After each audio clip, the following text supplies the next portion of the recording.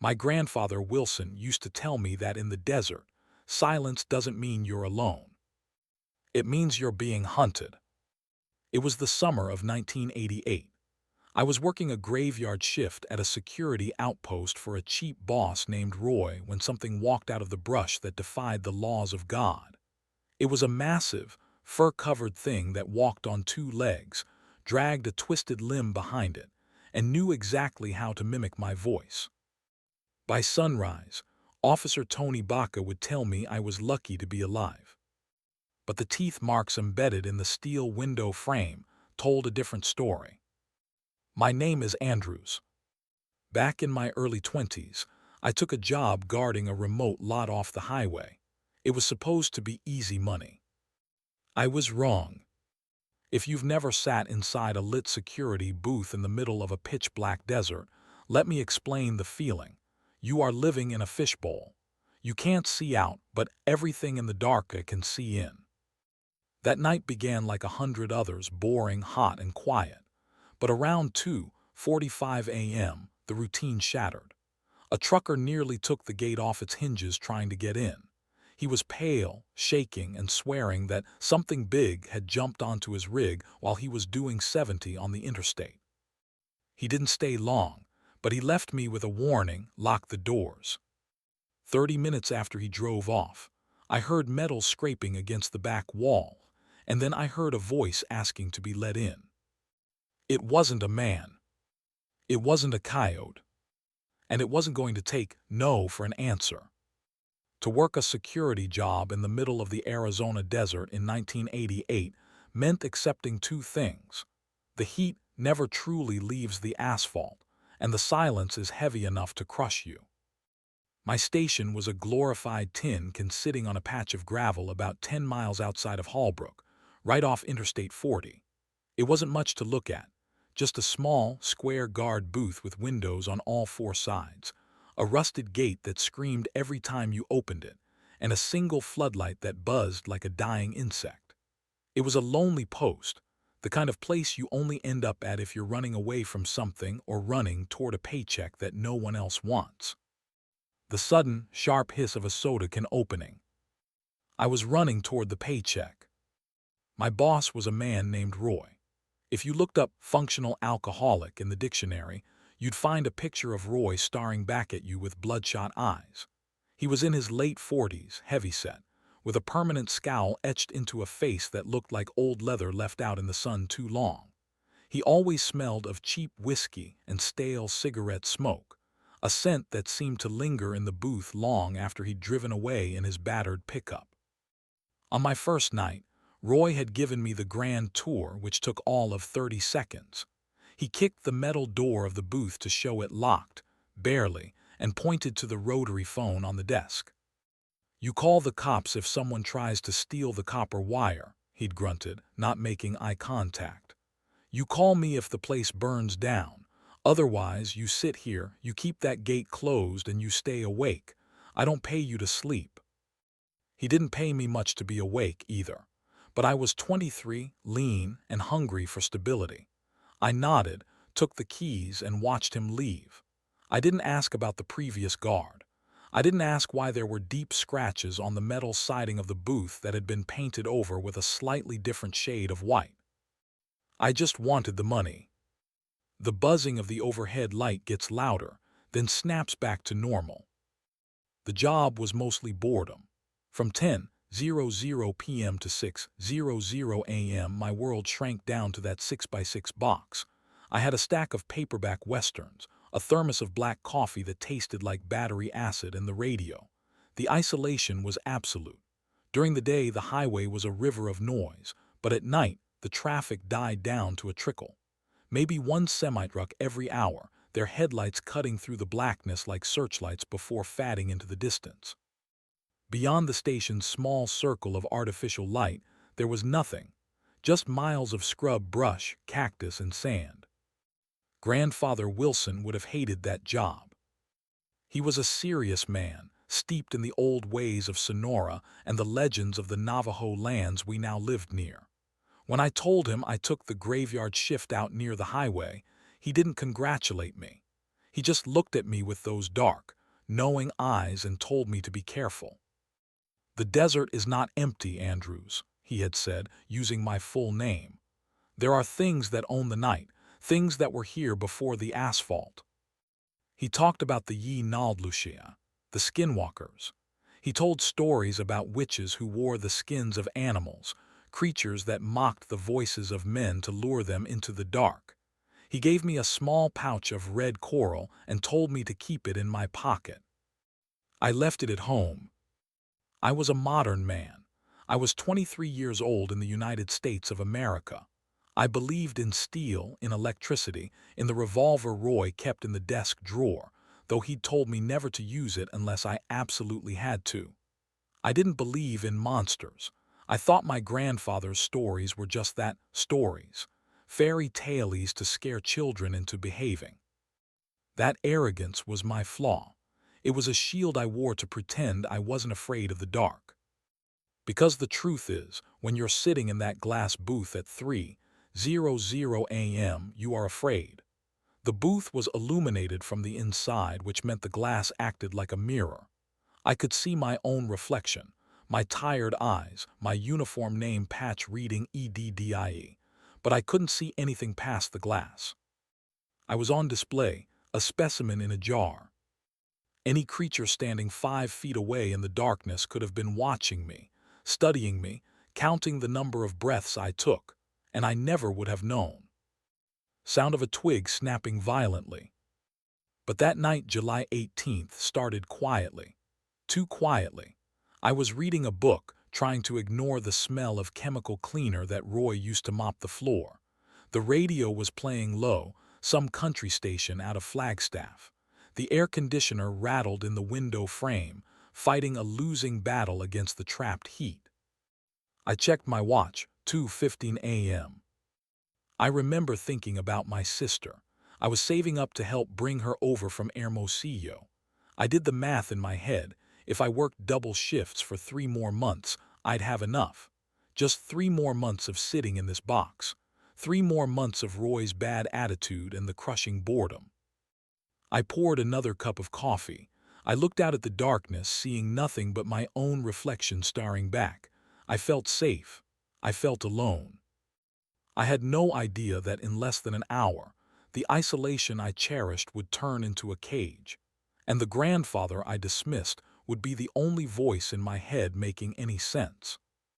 I took a sip of coffee, turned the page of my book, and waited for a sunrise that felt like it was a lifetime away. It was exactly 2:45 a.m. when the world exploded. The silence I had been complaining about didn't just break. It was shattered by the raw, mechanical scream of a diesel engine pushing past its limit. I dropped my book, my heart hammering against my ribs, as a blinding wash of high beams flooded the booth. The jarring sound of air brakes hissing violently. A massive tanker truck swerved into the gravel lot, kicking up a cloud of dust that choked out the moonlight. The driver didn't park so much as he abandoned the vehicle, the rig skidding to a halt dangerously close to the pumps. Before the engine had even wound down, the cab door flew open. I stood up, instinctively reaching for the baton on my belt, my mind racing through the protocols Roy had ignored during training. Drunk driver, robbery, accident. I stepped out of the booth, the heat of the night hitting me instantly. "Hey," I shouted, trying to sound authoritative. "You can't park that close to the—" The driver stumbled toward me, nearly tripping over his own boots. He was a mountain of a man, easily 6'4", built like a linebacker who had spent the last 20 years hauling steel. He was wearing a red flannel shirt that was soaked through with sweat, clinging to his chest like a second skin despite the desert chill. But it was his face that stopped me cold. He was pale, ghost white, and his eyes were darting wildly from the shadows of the pumps to the darkness beyond the floodlight. He looked like a man who had just watched a car crash, or maybe caused one. "You got a phone?" he rasped. His voice was breathless, frantic. No, I don't need a phone. I need to get out of here." "Sir, are you okay?" I asked, lowering my hand from the baton. Did you hit something?" He froze. He looked at me, really looked at me for the first time. The fear in his eyes was infectious. It wasn't the look of a man who was drunk. It was the look of a prey animal. "I didn't hit it," he whispered, his voice trembling. "It hit me." He spun around, checking the darkness again, acting as if the shadows were about to reach out and grab him. He moved closer to me, invading my personal space, smelling of stale coffee and terror. "I was doing 70, he said, the words spilling out of him like he couldn't hold them back. 70 miles an hour on the interstate. I felt this thud on the roof of the tanker, like a bomb went off. I frowned, my skepticism kicking in. "Maybe you blew a tire, man. It happens." "I thought it was a tire," he shouted, cutting me off. He grabbed his own head, his fingers digging into his scalp. I looked in the side mirror. I saw it. There was a silhouette crouched on top of the tank. I took a step back, a silhouette like a person. He shook his head violently. No, not a person. It was big. It was holding on with claws. He mimicked the motion, his large hands hooking into the air. I sped up. I tried to shake it off. I saw the metal buckling under its grip. It only let go when I saw your lights. The hum of the station's neon sign buzzes loud and erratic, then cuts out for a split second. I looked past him at the truck. The tanker was sitting under the yellow glow of the sodium lights. From where I stood, the metal looked intact, but I couldn't see the top. "Look, buddy," I said, trying to keep my voice calm. "You're tired. The desert plays tricks on you at night. Maybe it was a coyote or a deer that jumped." "A coyote." He let out a short, hysterical laugh that sounded more like a sob. "Something that stands on two legs and rips through steel is not a coyote." He wasn't making sense. My rational mind, the mind of a 23-year-old who knew better than his grandfather, told me this guy was on something. Amphetamines, maybe. Road madness. But then he grabbed me. His hand clamped around my wrist with a grip like a vice. His skin was clammy, cold despite the heat. He pulled me closer, forcing me to look into his wide, bloodshot eyes. "Listen to me," he hissed. "I'm leaving. I'm getting back in that truck and I'm not stopping until I hit Flagstaff. But you—" He looked over my shoulder at the vast, empty darkness surrounding the station. "Lock everything," he commanded. "Lock the gate, lock the booth, don't go out there, not for anything." "You're hurting my arm," I said, pulling away. He let go as if I had burned him. "Something is loose tonight, kid," he said. The way he said it, "something is loose," sent a shiver down my spine that had nothing to do with the temperature. Silence, total audio dropout. He didn't wait for a response.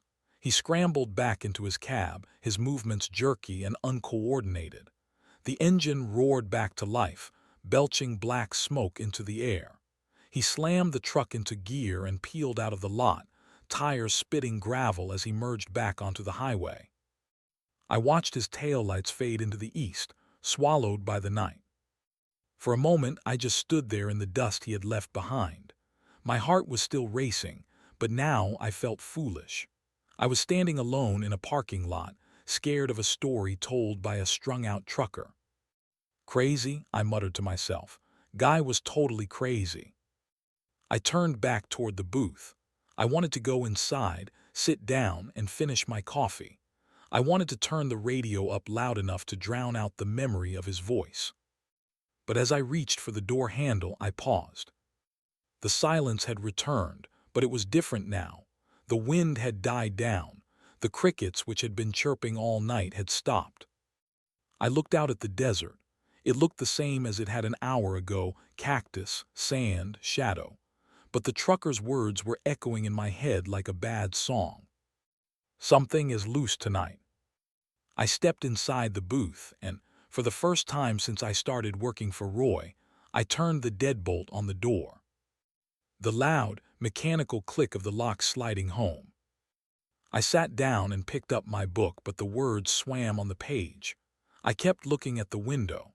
I kept waiting for the sound of a diesel engine to come back, to tell me it was all a joke. But nothing came. Nothing except the feeling that the darkness outside the glass was pressing in, tighter and tighter. The silence that followed the trucker's departure wasn't empty, it was heavy. It pressed against the glass walls of the booth like water deep underwater. I sat there, my hand hovering over the phone, trying to convince myself that I was just a spooked kid in a lonely place. Then came the sound. It wasn't a scrape this time. It was distinct, deliberate, and polite. Tab, tab, tab. The sound of knuckles hitting glass, loud and dry, isolated in the audio mix. I froze. The sound had come from the front door, the heavy metal door with the reinforced glass window that I had just locked. My eyes snapped to the handle. "Hello," I called out, my voice cracking. I cleared my throat and tried again, gripping the baton on my belt so hard my knuckles turned white. "We're closed. You need to move on." I expected a response. Maybe the trucker had come back, maybe a lost tourist. But there was no answer, just the hum of the overhead light and the rattle of the AC unit. I stood up slowly, keeping the desk between me and the door. The floodlight outside illuminated the gravel for about 20 feet, but beyond that, it was a wall of black ink. Because the light inside the booth was brighter than the light outside, the glass was acting like a mirror. I could see the reflection of the shelves, the coffee pot, and my own terrified face staring back at me. I couldn't see who or what was standing on the other side. I said, "Move on." I yelled, trying to summon the authority Roy paid me for. The doorknob turned. A slow, extreme zoom in on the brass doorknob, slowly rotating to the left, then the right. It didn't jiggle like someone trying to force it open. It turned slowly, testing the mechanism, smoothly, patiently. It turned all the way to the right until it hit the lock, held there for a second, and then slowly released.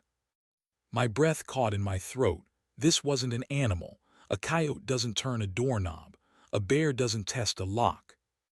"I'm calling the police," I shouted, reaching for the phone.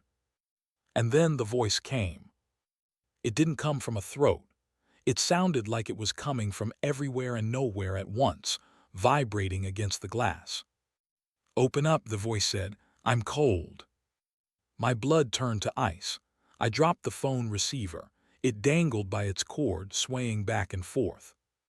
The voice wasn't the trucker. It wasn't Roy. It was mine. The audio track distorts, a high-pitched electronic whine that cuts out abruptly. It was my voice, my pitch, my accent, but it was wrong. It was stretched. The vowels were too long and the consonants sounded wet, like they were being pushed through a mouth full of gravel. It sounded like a recording of me played back on a tape deck with dying batteries. "Open up," the voice repeated, perfectly mimicking the tremor I had just had in my own voice moments ago. "We're closed. Move on." It was mocking me. It was repeating my own words back to me, twisting them into a demand. "Who are you?" I whispered, backing away until my shoulders hit the rear wall of the booth. "Who are you?" the voice echoed instantly. "Who are you, Andrews?" It knew my name, not the name on my patch Eddie, but my real name, the name my grandfather used. A wave of nausea hit me. Grandfather Wilson's stories came rushing back, crashing through the skepticism I had built up over 23 years. Ye Naldlucia, the one who walks on all fours, the mimic, the skinwalker. He had warned me that they steal your voice to lure you out, to make you open the door. "Go away," I screamed, closing my eyes. Tab, tab, tab. The knocking was harder now, less polite. "Open up, Andrews," the thing outside said, and this time the voice shifted. It wasn't just mimicking me anymore. It was laughing, a low, guttural chuckle that started human but dissolved into a raspy, clicking growl that sounded like dry bones breaking. "I'm cold. I'm loose." A sudden flash of a wolf's snarl, lasting only a fraction of a second. It was using the trucker's words now. Something is loose. It was playing with me. I looked at the window again. The reflection of the room blocked my view, but I could see a shadow pressing against the glass. It was tall, too tall. The shadow loomed over the top of the doorframe, blocking out the sliver of the moon. The doorknob turned again, violently this time, rattling against the deadbolt. The metal groaned. "Open up!" My own voice screamed from the other side of the door, distorted into a shriek of rage. "Open up!" I scrambled for the revolver in the drawer. Roy had told me never to use it, but Roy wasn't here. Roy wasn't listening to a creature wearing his employee's voice like a suit.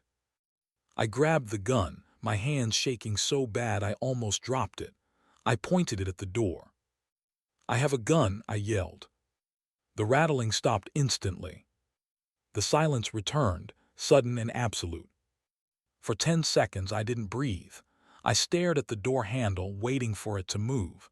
I waited for the voice. But there was nothing, no footsteps walking away, no engine starting, just the oppressive, heavy silence of the desert. I thought for one foolish second that I had scared it off. Then I heard the sound of heavy claws digging into wood, but it wasn't coming from the door anymore. Sound of heavy footsteps thumping on a hollow surface above.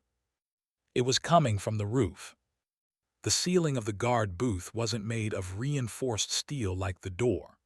It was cheap particle board and corrugated tin, barely strong enough to keep out the Arizona monsoon rains, let alone whatever was currently walking on top of it. I stared up, the heavy revolver trembling in my sweaty grip. The fluorescent light fixture buzzed above me, casting harsh, flickering shadows against the white ceiling tiles. A sudden shower of dust falls from a seam in the ceiling, landing on the desk. The sound was heavy, impossibly heavy.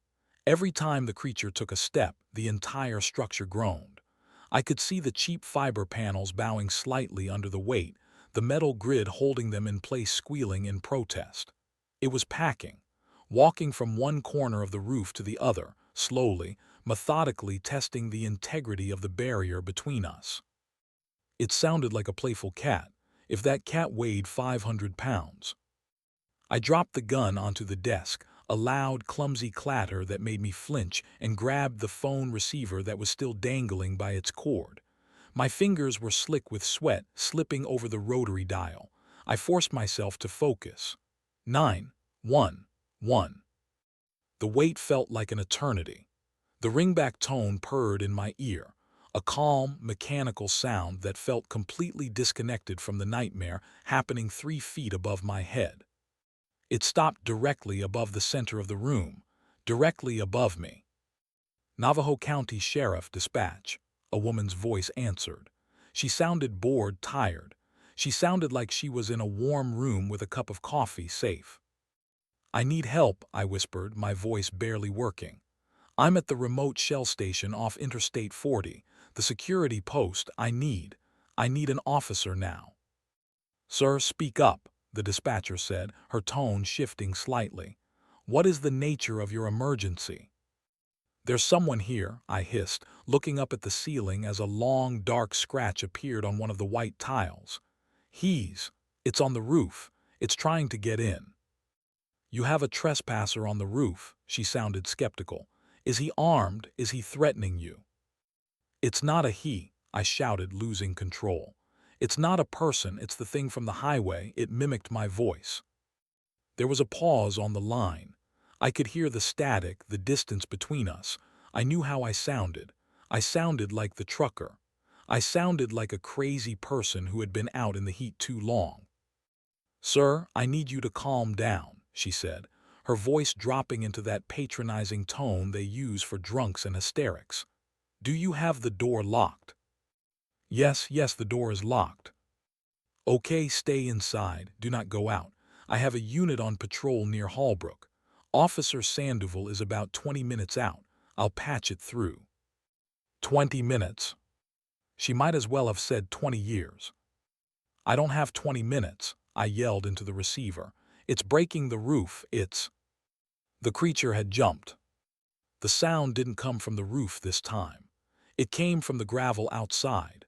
It had leaped down from the overhang, landing with a heavy, wet impact on the ground right next to the east window. I dropped the phone. I didn't bother hanging up. I grabbed the revolver again and spun toward the window, backing away until I bumped into the far wall. The silence returned, but it was worse now. The packing had stopped. The scratching had stopped. Now it was just waiting. I couldn't see anything through the glare of the interior lights. The glass was still a mirror. I was staring at my own reflection, pale, sweating, eyes wide with terror, aiming a gun at myself. But I could feel it. I could feel the heat radiating from the glass. I could smell that scent again, the one the trucker had reeked of, but stronger now. It seeped in through the vents, a thick, cloying stench of sulfur, wet dog, and rotting meat. "Andrews," the voice whispered. It wasn't coming from the door. It wasn't coming from the roof.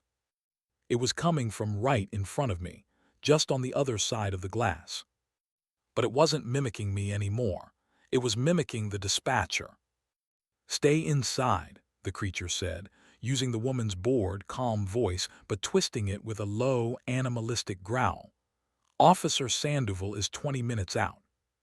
The lights in the booth flicker and dim to half power. My finger tightened on the trigger. It was listening. It could hear everything. It understood what 20 minutes meant. It knew exactly how much time it had to play with its food. The shadow outside shifted. It rose up, blocking out the darkness, growing taller and taller until it filled the entire window frame. And then slowly, a hand pressed against the glass. It wasn't a human hand. It was a paw, covered in coarse, sand-colored fur, with fingers that were too long, too jointed, ending in black, curved talons that clicked against the pane. It pushed. The glass bowed inward. The safety glass, designed to stop a baseball bat or a rock, groaned under the pressure. Spiderweb fractures began to bloom outward from where the palm pressed. I raised the gun. I knew, with a sickening certainty, that the glass wasn't going to hold for 20 minutes. It wasn't even going to hold for 5. In just a moment, that safety glass is going to give way, and there will be nothing left between me and the monster standing outside. But before we find out if the darkness gets in, if you want to survive more true horror stories like this, stories that the news refuses to cover, make sure you hit that subscribe button right now. Turn on the notification bell, because out here in the desert, you can't afford to miss a warning. Now, let's see what was waiting for me on the other side of the window. The fracture in the safety glass didn't sound like a crack. It sounded like a gunshot. The sharp, loud pop of glass stressing under pressure. I flinched, nearly pulling the trigger of the revolver into the floor tiles. The creature's hand, that massive, leather-padded paw tipped with obsidian claws, remained pressed against the pane. It wasn't striking the glass. It was pushing. A steady, hydraulic pressure that was slowly bending the reinforced material inward. I stood paralyzed, my back pressed against the metal filing cabinet, trapped in the harsh glare of the fluorescent lights. The reflection in the window began to fade as the thing outside pressed closer, its body blocking out the night, canceling the mirror effect. Then it lowered its head. It had to crouch to look inside. That was the first thing my brain registered, the sheer, impossible scale of it. The top of the door frame was 7 feet high, and this thing had been looking down at it. As it descended, the face came into the light. It was a nightmare woven from biology and folklore. The snout was elongated like a wolf, but broader, flatter, covered in patches of mange and sparse, dirty sand-colored fur that revealed scarred, gray skin underneath. Its lips were pulled back, not in a snarl, but in something that looked sickeningly like a grin, revealing rows of teeth that were too long, crowding each other at jagged angles. But it was the eyes that broke me. They weren't the reflective green eyes of a deer or the yellow eyes of a coyote. They were a burning, sickly red, deep-set and glowing with an internal luminescence, and they were looking right at me. There was no animal instinct in that gaze. There was no mindless hunger. There was recognition. There was intelligence. It was studying the gun in my hand, the sweat on my forehead, the trembling of my knees. It was savoring the moment. "Andrews," it whispered. The sound didn't come through the glass. It vibrated through the walls, low and resonant. It wasn't using the dispatcher's voice anymore. It was back to using mine. The creature shifted its weight, and I saw the body attached to that horrific face. It was bipedal, standing on two legs like a man, but the anatomy was all wrong. The chest was barrel-shaped and heaving, ribs pressing against the taut skin. The arms were unnaturally long, hanging down past its knees, swaying slightly with a hypnotic rhythm. Then it took a step sideways, moving toward the door, and I saw the leg. The right leg was twisted, bent inward at a sickening angle that should have made walking impossible. It didn't lift the foot, it dragged it. Scrape. The sound was wet and heavy against the gravel. Scrape. It was the same sound I had heard earlier. The broken engine sound. The detail the trucker had missed because he was driving too fast to see clearly. This thing was injured. It was old. It was hurt. And it was angry. It pressed its face against the glass again, this time right next to the door handle.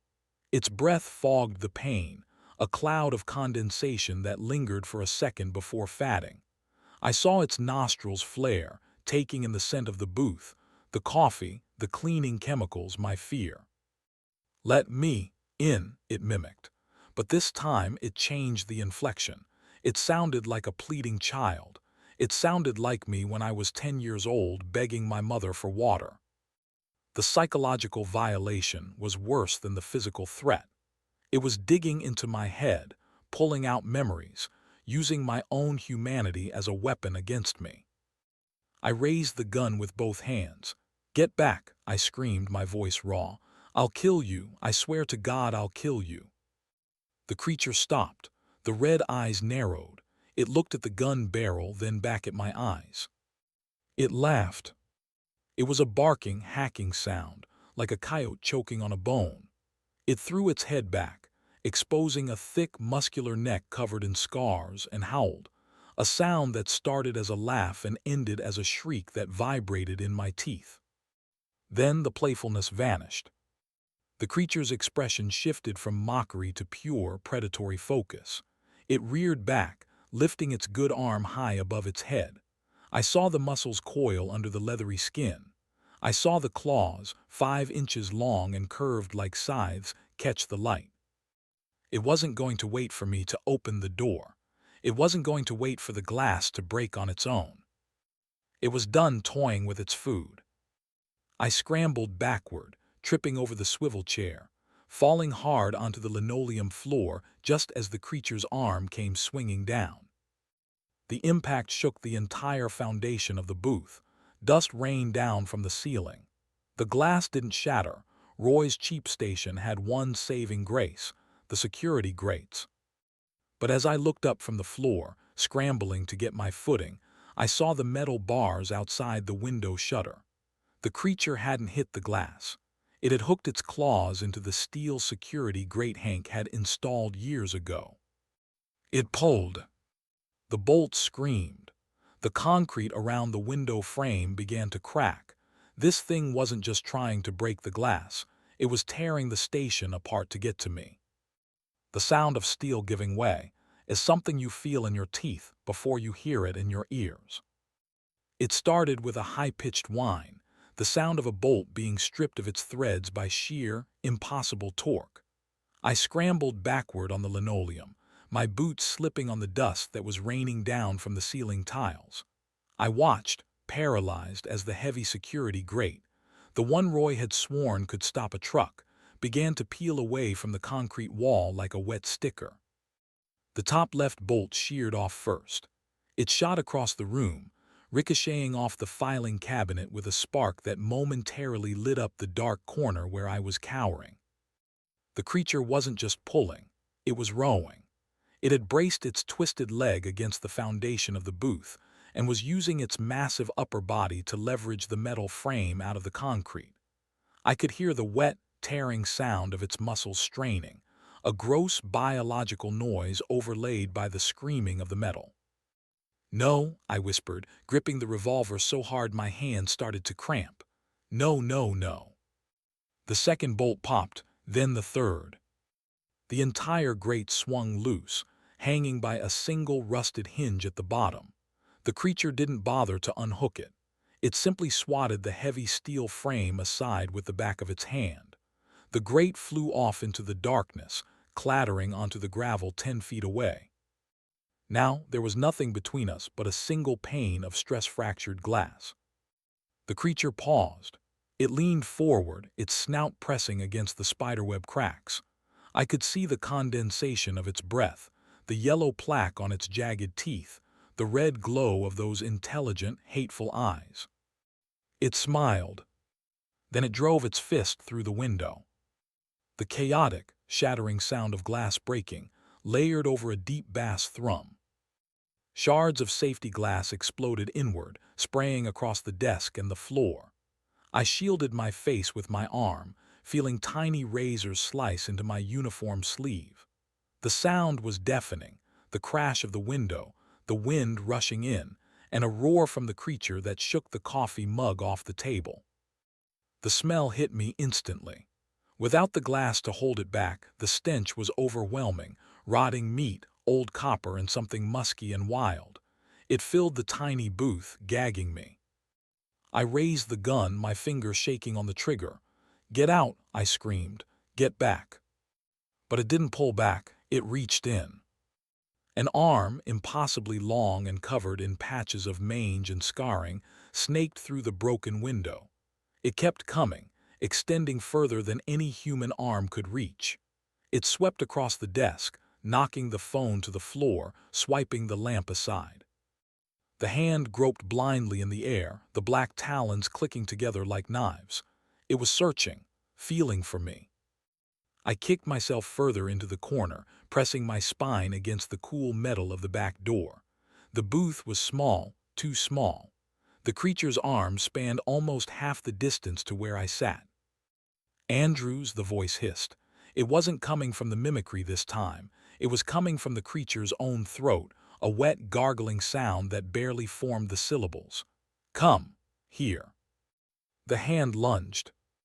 It struck the filing cabinet right next to my head. The claws gouged deep into the metal, peeling it back like foil. I cried out, scrambling to the side, but there was nowhere to go. I was trapped in a 6x6 box with a monster that was dismantling it piece by piece. I aimed the revolver at the center of the mass in the window. My grandfather's voice screamed in my head, "Iron won't stop it. Lead won't stop it." But I was a security guard. I was a modern man. I had a gun, and it was the only thing I had left. I pulled the trigger. Click. A dud round. A jam. Or maybe I just hadn't maintained the cheap weapon Roy had left in the drawer for 5 years. The creature heard the click. It knew what it meant. It lunged again, harder this time, its shoulder squeezing through the window frame. The jagged glass sliced into its skin, but it didn't seem to care. Black blood oozed onto the sill, sizzling slightly where it touched the metal. Its fingers brushed the tip of my boot. I kicked out frantically, my heel connecting with the leathery palm. It felt like kicking a bag of wet cement. The creature's fingers closed instantly, snagging the cuff of my pants. I screamed as I felt myself being dragged across the linoleum. The strength was absolute. It wasn't pulling me, it was reeling me in. I dropped the useless gun and groped wildly for the baton on my belt. My fingers found the rubber grip. I whipped it out, extending the steel shaft with a snap. "Let go," I shrieked. I swung the baton with everything I had, bringing it down hard on the creature's forearm. Crack! It felt like hitting a tree trunk. The impact vibrated up my arm, numbing my shoulder. The creature didn't even flinch. It just tightened its grip on my ankle, dragging me closer to the window, closer to those snapping jaws and glowing red eyes. I was 3 feet away, then 2. I could see the pores in its skin. I could smell the rot on its breath. I raised the baton for another strike, preparing to jam it into the thing's eye, knowing it was a desperate, dying move. And then the darkness behind the creature exploded in blue and red. The explosion of light wasn't just a flash, it was a physical force. The darkness behind the creature shattered into a strobe-like chaos of blinding blue and red, accompanied by the shriek of a siren that cut through the night like a knife. The creature roared, a sound of pure, vibrating frustration. It didn't look back at the lights. It didn't hesitate. The moment the high beams of the patrol car hit its fur, the grip on my ankle vanished. I kicked backward, scrambling across the linoleum until my back hit the far wall, my chest heaving, the baton still raised in a trembling hand. I watched the window. I expected the creature to fight. I expected it to charge the car. But it didn't. It moved with a speed that made my eyes hurt. 1 second, it was filling the broken window frame with its bulk. The next, it was gone. It didn't run like a man. I heard the gravel crunching, the sound receding into the desert faster than any sprinter could move. It was the sound of an animal bolting for cover. Then silence returned, but this time it was broken by the heavy, reassuring thud of a car door slamming and the squawk of a police radio. "Sheriff's Department, show me your hands." I couldn't speak. I couldn't lower the baton. I just stared at the empty, jagged hole in the wall where the monster had been. A man stepped into the floodlight's glow. He moved with a calm, practiced deliberation, his weapon drawn but held low. He was in his mid-40s, solid build, with a weathered face that looked like it had been carved out of the same sandstone as the desert. He wore the tan uniform of the Navajo County Sheriff's Department. This was Officer Tony Baca. He approached the broken window cautiously, his flashlight beam cutting through the gloom, sweeping left, then right. He saw the shattered glass. He saw the black blood sizzling on the sill. He saw me, huddled in the corner, clutching a baton like a lifeline. "You can put that down now, son," Baca said. His voice was steady, grounded.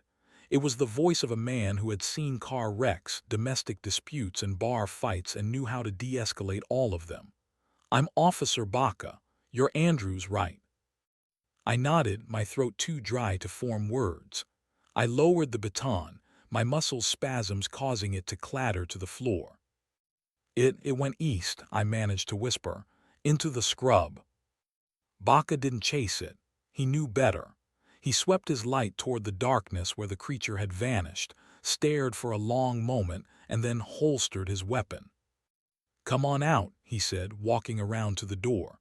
"Carefully, don't cut yourself on the glass." I unlocked the door, my hands shaking so badly it took 3 tries, and stepped out into the night air.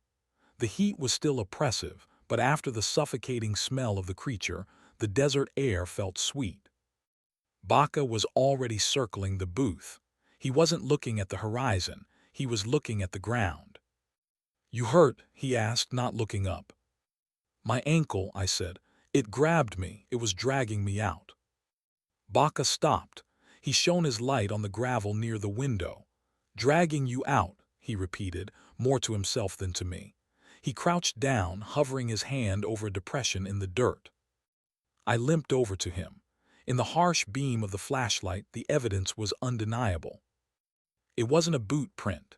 It was a paw print, massive and splayed, the claws digging deep furrows into the hard-packed earth.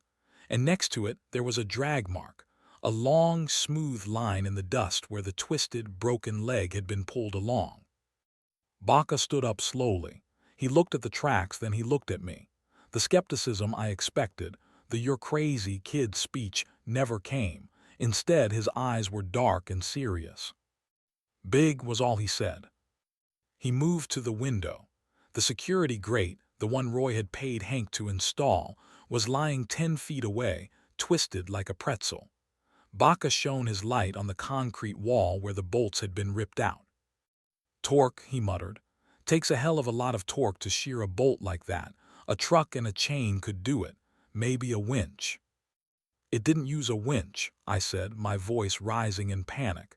It used its hands. It stood there and pulled it off the wall. Baca didn't argue. He moved his light to the window frame itself, the steel casing that held the safety glass. That was when he went quiet. He leaned in close, his nose inches from the metal. He reached into his pocket and pulled out a Polaroid camera. Click whirr. The sound of the Polaroid ejecting, loud and mechanical. "What?" I asked, stepping closer. "What is it?" Baca pointed with his pen. "Here, look at the frame." I looked. At first I just saw the bent metal, but then I saw the indentations. They were punctures, deep, irregular holes punched straight through the steel casing. They weren't tool marks. There was no scrape of a crowbar, no cut of a saw. They were bite marks. The creature hadn't just used its hands. In its frustration, it had bitten the building. The metal was wet. A thick, viscous slime coated the punctures, dripping slowly down the wall. It smelled like sulfur and copper. "Teeth," I whispered, the word tasting like ash in my mouth. Baca nodded grimly. He took another photo. Then he turned to me, his expression unreadable. "I've been patrolling this county for 20 years, he said softly. "I've seen bears tear up campsites. I've seen mountain lions drag deer up trees. But I've never seen an animal that can bite through structural steel." He looked out at the desert, his hand resting subconsciously on his gun. "There are stories," he said, his voice dropping an octave. "My grandmother used to tell them about things that get confused, things that aren't quite wolf, aren't quite man." "Skinwalkers," I said. Baca looked at me sharply. "We don't say that name out here, not at night." He took a deep breath and clapped a heavy hand on my shoulder. "You're lucky, Andrews. You kept the door locked. You called it in. Most people freeze." "It mimicked me," I said, the horror washing over me again. "It sounded exactly like me, and then it sounded like the dispatcher." Baca's face tightened. He believed me. That was the most terrifying part. A cop, a man of the law, believed that a monster had tried to eat me. "Go get your things," he said firmly. "You're not staying here. I'll drive you into town. We'll leave a note for Roy." "I'm not coming back," I said. Baca looked at the bite marks in the steel one last time, then looked back at the darkness. "Good," he said, "because whatever made those marks, it knows your scent now, and it knows you're afraid." The drive back to town was silent, but it wasn't the heavy, suffocating silence of the station. It was the silence of survival. I sat in the passenger seat of Officer Baca's patrol cruiser, watching the sun bleed over the horizon. The sunrise painted the painted desert in vibrant oranges and purples, colors that tourists drive hundreds of miles to see. To me, it just looked like a bruise. Every time I closed my eyes, I saw the red glow of those intelligent, hateful eyes. I heard the click of talons on the glass. I felt the phantom grip of that leather hand on my ankle. Baca didn't ask any more questions. He dropped me off at my apartment in Holbrook and waited until I was safely inside with the door locked. Before he drove away, he leaned out the window. "You're done out there, Andrews," he said. It wasn't a question. "Yeah," I whispered, "I'm done." "Smart kid." I didn't feel smart. I felt hunted. I packed my bags that morning. I didn't sleep. I couldn't. I kept checking the windows, the locks, the shadows in the corners of the room. At 8:00 a.m. the phone rang. It was Roy. He was screaming before I even said hello. He had gone to the station to relieve me and found the carnage. The shattered window, the ripped-out security grate, the black blood on the sill. "What the hell did you do to my station?" he yelled. "I got a window busted out. I got the grate ripped off the wall. Are you drunk? Did you throw a party?" "I quit, Roy," I said, my voice dead flat. "You quit, you can't quit. You're gonna pay for this damage. I'm docking your pay. I'm gonna sue." I hung up. I didn't care about the money. I didn't care about the lawsuit. Roy could scream all he wanted. He hadn't seen the bite marks in the steel. He hadn't smelled the sulfur. He was a small, angry man living in a world he thought he understood, a world where steel bars kept you safe and night shifts were just boring. I knew better now. I left Arizona that afternoon. I drove west, toward California, toward the coast, toward millions of people and city lights that never went out. I wanted noise. I wanted traffic. I wanted to be somewhere where silence didn't exist. I never told my sister why I couldn't bring her over that year. I just told her I had to change jobs, that things got complicated. A few months later, I finally built up the courage to call Grandfather Wilson in Sonora. I didn't tell him the whole story at first. I just asked him about the legends again. I asked him about the Ye Naldlushea. I asked him if they could really sound like people we knew. He listened quietly, his breathing rasping over the staticky international line. When I finished, there was a long pause. "You heard it, didn't you, Andrews?" he asked softly. He didn't ask if I saw something. He asked what I heard. "Yes," I said, tears stinging my eyes for the first time since that night. "It sounded like me, Grandfather. It sounded exactly like me." "It wanted your soul, Mijo," he said. "It steals the voice to steal the spirit. If you had opened that door, if you had invited it in." He didn't finish the sentence. He didn't have to. "You were right," I told him. "About the desert, about the old ways, I'm sorry I didn't listen." "You listened when it mattered," he said. "You are alive. That is the only apology the desert accepts." It's been 40 years since that night.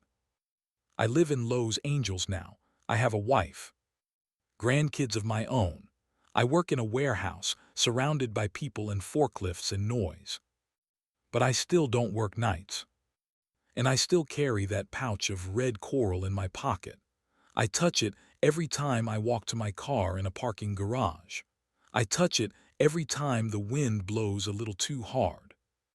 Sometimes when the city quiets down around 3:00 a.m., I wake up sweating. I can hear it, not the traffic, not the sirens. I hear the scraping. Step, drag. I hear the sound of a heavy, wet breath pressing against the window glass.